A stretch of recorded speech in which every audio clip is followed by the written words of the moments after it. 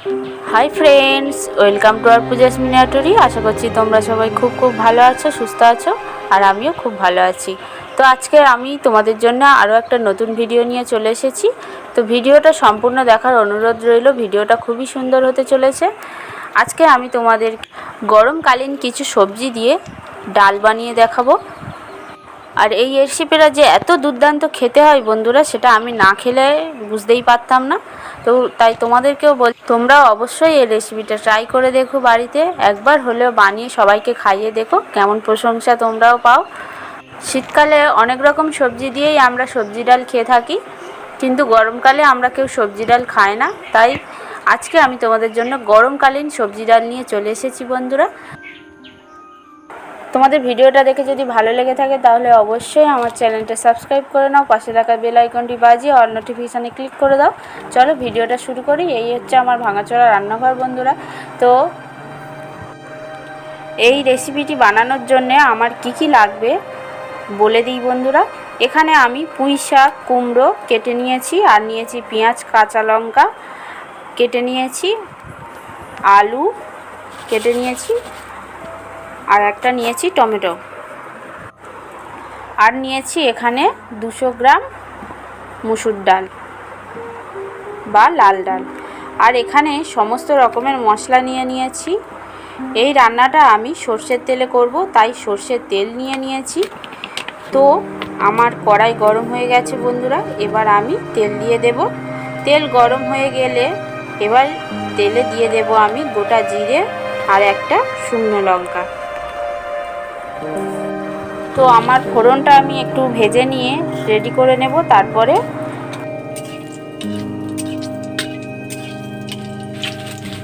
গোটা জিরে আর শুকনো লঙ্কা আমার লাল লাল করে ভাজা হয়ে গেছে। এবার আমি কেটে রাখা পেঁয়াজ আর লঙ্কা দিয়ে দেব বন্ধুরা।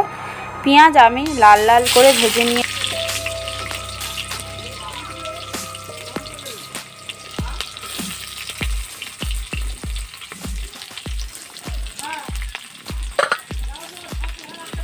নিয়েছি। এবার সবজি দিয়ে দেব এবং লাল লাল করে ভেজে নেব।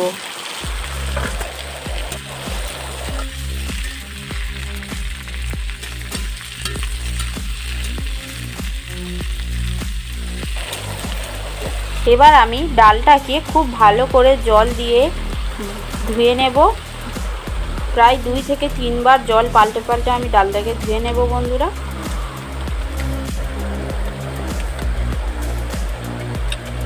সবজি ভাজতে ভাজতে নুন দিয়ে দেব, তাহলে সবজি অনেকটাই সেদ্ধ হয়ে যাবে। সবজি আমার ভাজা হয়ে গেছে। এবার আমি সব মশলা দিয়ে দেব। দিয়ে দেব পরিমাণ মতো হলুদ গুঁড়ো, লঙ্কা গুঁড়ো, সামান্য গরম মশলা। বন্ধুরা, এটা আমি আমার সবজি আর ডালের পরিমাণ মতো দিচ্ছি। তোমরা যদি এর থেকে বেশি পরিমাণে ডাল বা সবজি নাও বা কম নাও, সেই পরিমাণ অনুযায়ী নুন, হলুদ এই সমস্ত মশলা তোমরা অ্যাড করবে। এবার ধুয়ে রাখা ডাল দিয়ে দেব, খুব ভালো করে কষে নেব ডাল দিয়ে। এবার দিয়ে দেব জিরে গুঁড়ো পরিমাণ মতো। এবার আমি পরিমাণ মতো জল দিয়ে ঝোল বানিয়ে নেব। তবে বন্ধুরা, ডাল কিন্তু খুব পাতলা করলে হবে না, ঘন করেই ডালটা বানাতে হবে, তাহলেই এর স্বাদটা অনেক ভালো লাগবে খেতে।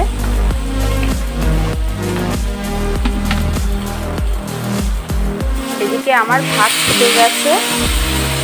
চলো ডালটা ফুটতে থাকুক, ততক্ষণে আমি বাগান থেকে কিছু ধনেপাতা তুলে আনি, কারণ ধনেপাতা ছাড়া সমস্ত তরকারি যেন আমার কাছে ব্যর্থ মনে হয়। ধনেপাতাটা সমস্ত তরকারিতে দিলেই একটা অসাধারণ সেন্ট হয়, ফ্লেভার আসে। তো তোমরা হয়তো অনেকেই ভাববে যে অসময়ে ধনেপাতা গরমকালে, তো আমাদের 12 মাসেই ধনেপাতা সবজি এই সমস্ত কিছু চাষ হয়। চলো বাগান থেকে ধনেপাতা তুলে নিই। তোমাদের একবার আমার রান্নাঘরটা ঘুরিয়ে দেখাই।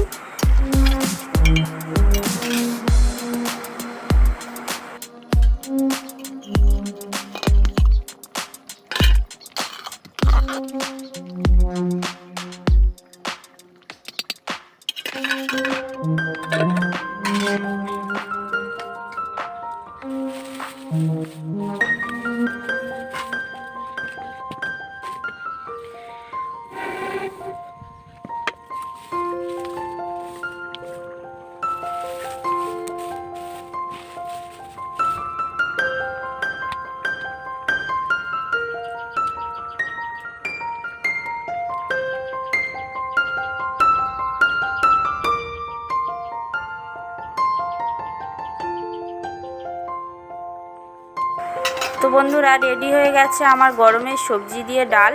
ওপর থেকে ধনেপাতা ছড়িয়ে নামিয়ে নিলেই রেডি হয়ে যাবে খাওয়ার জন্য।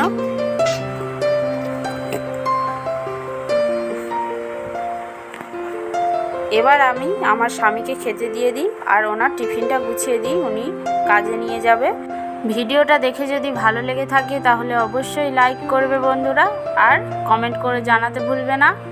আর তোমাদের সবাইকে অনেক অনেক ধন্যবাদ আমার 500 সাবস্ক্রাইব পূরণ করে দেওয়ার জন্য।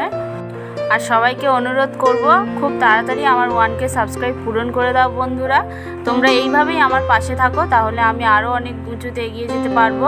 আমার ভিডিও দেখো কিন্তু কেউ কমেন্ট করো না বন্ধুরা, তাই তোমাদেরকে অবশ্যই করে অনুরোধ করছি তোমরা কমেন্টটা করবে প্লিজ। তো রেসিপিটা অবশ্যই বাড়িতে সবাই বানিয়ে খাবে আর আমাকে কমেন্ট করে জানাবে কেমন হয়েছে আমার রেসিপিটা।